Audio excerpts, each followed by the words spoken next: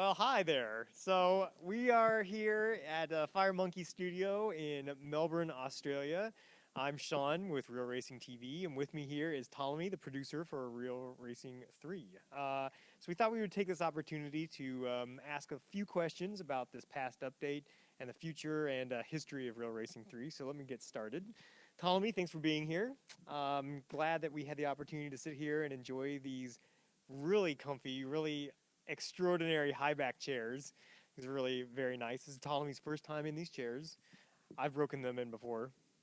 So my first question is, kind of wrapping up the hot hatches update for Real Racing 3. So my question is, so how did you come upon? What was the story kind of behind this update? Yeah, no worries. And the chairs are lovely. I'm enjoying my first time in these chairs. So the hot hatches really came about because we had Christmas locked in, which was Formula E, and that's a massive motorsport that we're really interested in. We had a great fun doing that. And then we have a couple of other things coming up a little bit, later in this year, but they're already kind of booked in, and we had some decent plans. And we're looking around and kind of went to the forums and that kind of thing to see what were people interested in, what were some suggestions, things we hadn't really done before. And we do have a few of the hot hatches from the start of the game, but it's been really a long time since we've brought something like that to the game. So just looking for, something a little bit different to the surrounding updates, something a little bit fresh. And hot hatches are a really good thing for us. Like they're really fun cars, they're pretty cheap, they're something that regular people can often get their hands on. Maybe you don't own a hot hatch, but you might have some friends, you've seen one, down the street or at a car park somewhere. Probably never driven in a Bugatti Veyron. I certainly haven't, but Ford Focus or, little hot hatch is something that people can generally get access to. So we thought, in between some of the different content that we already had locked in, we'd try out hot hatches and see how it went.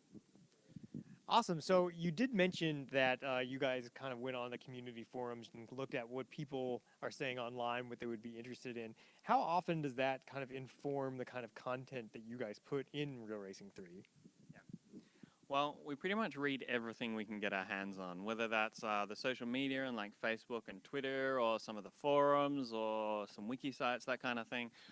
Generally, if it's written about Real Racing 3, someone on the team has read it at some point. I personally browse the forums pretty regularly as well and go on to check the Facebook status and that kind of thing. So every once in a while, we'll come together and people will have collated lists of that kind of thing, of suggestions they found from the community and other, places around the internet, and we'll see what fits in with our plans and that kind of thing.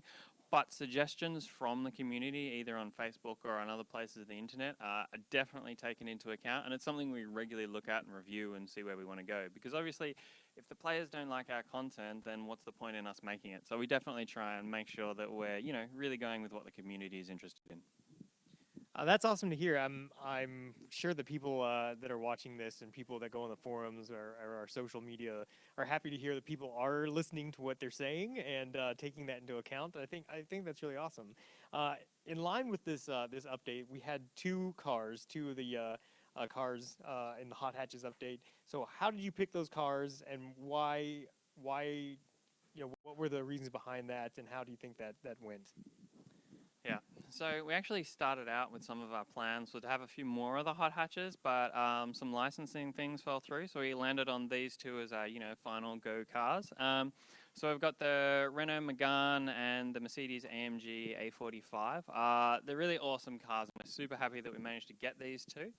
So from our kind of perspective, we've had a lot of talk around the team, and these two fit really well together. So you've got the Renault, which is a real kind of like driver's car. It's rated top experience levels and a whole heap of different reviews. If you're into the driving experience, the Renault is really something that comes across as really well. I've never actually driven one. I'd love to. Renault, if you're listening, send me one. But it's permanently and constantly rated as a great car. And when it came out, it was actually like one of the fastest cars ever around Nürburgring in the hot hatch category. It did a sub 8-minute lap. I believe now it's been beaten, sadly. But at the time, it's an awesome car to drive. It's fun, it's engaging, it's exciting. And it's a real racer's kind of car.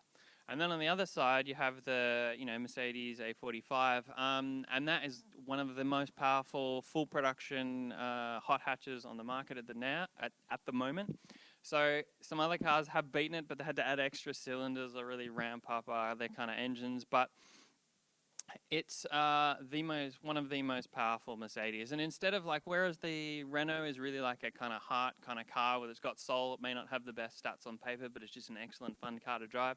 The Mercedes is, more of a head kind of like, that car is awesome. It's got the stats. And I'm going to annoy some of the people on our team by saying the Mercedes is definitely the better car. Like, I think, people have a preference one or the other. I got to say, I love the AMG A45. It's my kind of car. Definitely racing it in game. I love it.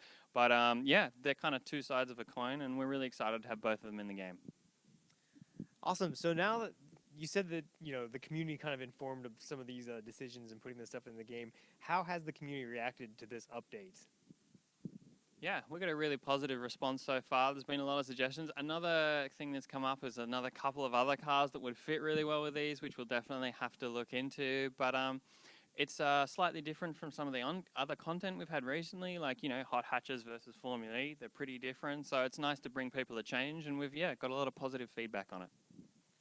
So you've mentioned Formula E, and that kind of follows into, like, real racing is kind of known for having these sanctioned motorsport events. We've got Formula E, we've got Le Mans, we've had NASCAR, Daytona. So the hot hatch is a little bit like idiosyncratic as far as not fitting into some of those like sanctioned motorsports. Does that kind of open the door for other types of cars to be featured in Real Racing 3?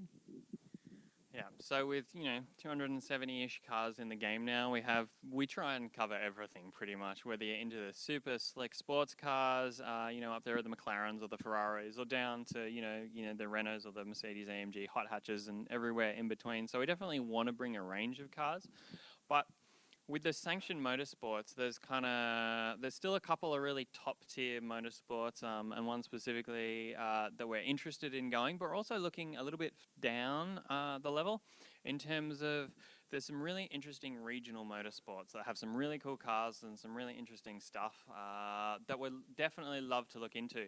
So the Mercedes, hot hatches, they're definitely things that are raced at like club track days and that kind of thing. And certainly, not as big as NASCAR, but those kind of smaller events, they definitely have their appeal. And we'd love to, and not love to, we're definitely looking into more things that we can bring kind of on that level. Because there are only so many top level motorsports. So if we manage to get everything there, going a bit lower level on getting some of those a bit more niche motorsports that really have a hardcore base, but maybe not quite the wide appeal, definitely something we're looking into.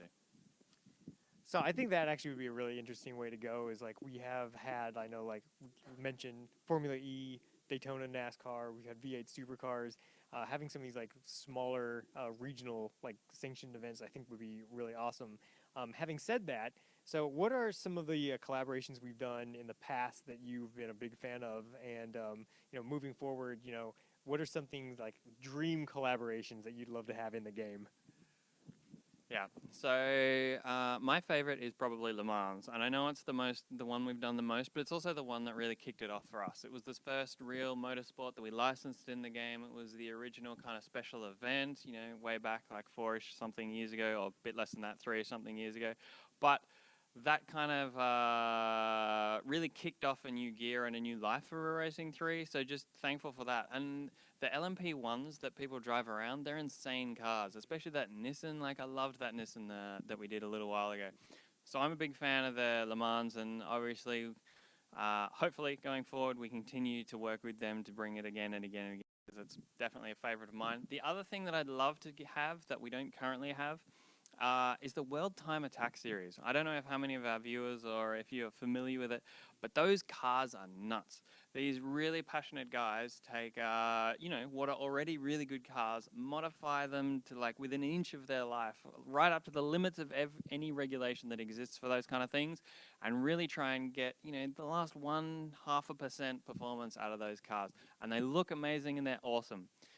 There's a little bit of a licensing issue with those though, because, it may have once been a Ford or something else, but they get modified crazy. So who exactly owns that? Like how we go about that, there's some difficulty there. But I really love those time attack cars, and I'd love to bring them to real racing one day.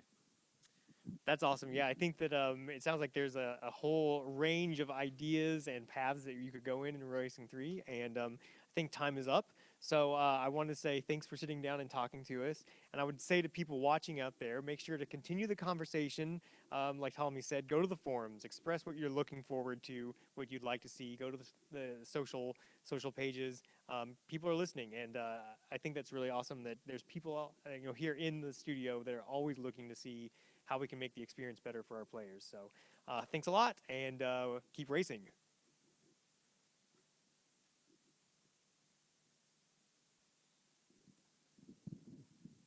Woo!